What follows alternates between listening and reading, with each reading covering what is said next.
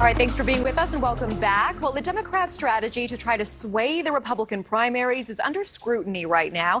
And this is interesting because Democratic groups have spent nearly $44 million this cycle to boost not Democratic candidates, but certain Republican candidates, people who Democrats say that they would prefer to face in the general election. So, for example, the Democratic Governors Association has spent more than $1 million in ads to elevate Dan Cox. That is Maryland's Republican governor candidate, and he won the nomination. In Illinois, Democrats spent a staggering $35 million on ads supporting Darren Bailey, who did win the GOP nomination for governor.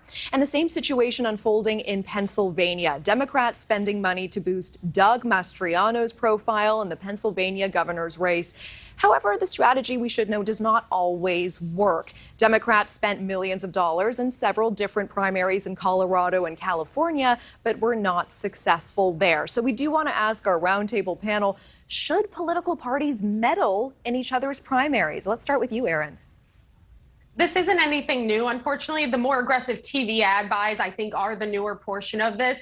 But you've seen this kind of back and forth on both sides. And I would caution, play stupid games, win stupid prizes. If they want to try and elevate candidates that they think are more beatable, but then they end up getting beat themselves, the Democrats in November, they're going to have the worst of all situations. They'll have flushed their cash down the toilet, and they'll have a person in a governor's mansion or a Senate seat or a House seat or wherever the case may be that they thought was the weaker candidate. And on Mastriano specifically, that money, that $840,000 is not a big buy of any measure in Pennsylvania, especially over the long run. But he was clearly surging in the polls without the Democrat help. So they may want to try and notch that as a victory for themselves. But I just don't think that's the reality of the electorate in Pennsylvania. He was very much the choice of the Pennsylvania Republican base. I completely agree with Erin. Erin is spot on with this. In fact, I would encourage Democrats to sweep their own front porch before they start worrying about sweeping somebody else's. This is a situation where Democrats can barely chew gum and walk at the same time. So why would you mess around in these other party politics?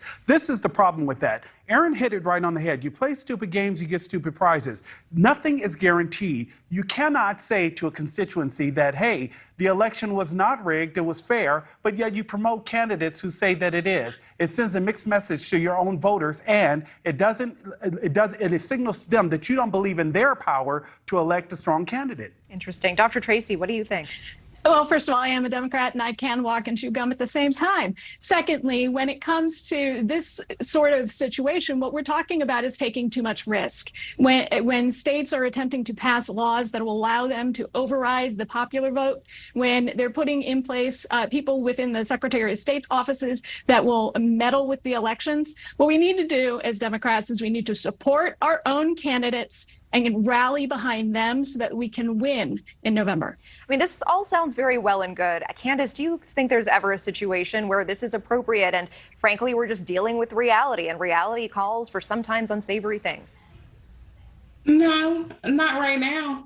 I mean, I have voted in every election since I was 18. I'm 40 years old, and I have absolutely no idea what the Democrats are doing right now. It makes no sense, and it feels very much like this attempt to ensure that they are not pushed as left of center as so many, particularly young voters, want them to be. I think there's so much more that Democrats could be doing within our own party to bolster candidates that many of us are championing, and to do some work in some states where some laws are getting placed on books that are very detrimental to our future. But instead, we want to spend money where if the shoe was on the other foot, right now, I don't see where that money would be spent by the GOP to support and to advance Democratic candidates. So we need an intervention because we out here looking crazy right now.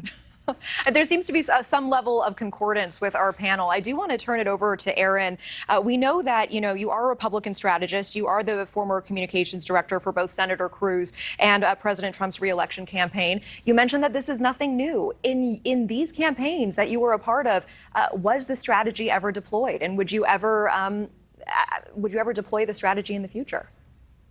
I think there are a couple of things there. One, I think that you always, especially in the primaries, you're always looking at how you can boost a candidate that you think you can beat. Sometimes you kind of raise a false flag and say, you leak to the press a little, oh, they're a little nervous. They're looking at this candidate, especially in big primaries. I don't recall any spends, any big dollar amounts that were put behind any of this. But again, this isn't new. And in states with open primaries, it's actually the voters who do it themselves. You will see Republicans who will vote in Democrat primaries. I remember during the 2010 days in Wisconsin with the recall efforts where Republicans were voting for Democrats in the primaries to try to get the beatable candidate that they thought to go into the general versus their Republican candidate. So this isn't new. Sometimes you bolster someone you think you can beat, but I don't remember this kind of money before. Nick, what do you think about that? Oh, she's absolutely right. We saw this actually happen with Senator Sanders. There was all this buzz around, oh, Senator Sanders would be just impossible to beat. So there was all this momentum behind Senator Sanders because that was the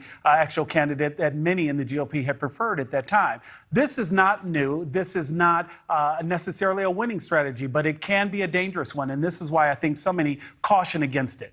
All right, we certainly have more to talk about right after the break. Don't go away. Thank you to our panel. Thank you for watching. Go to newsnationnow.com to find NewsNation on your television provider. And don't forget to click the red subscribe button below to get more of NewsNation's fact-driven, unbiased coverage.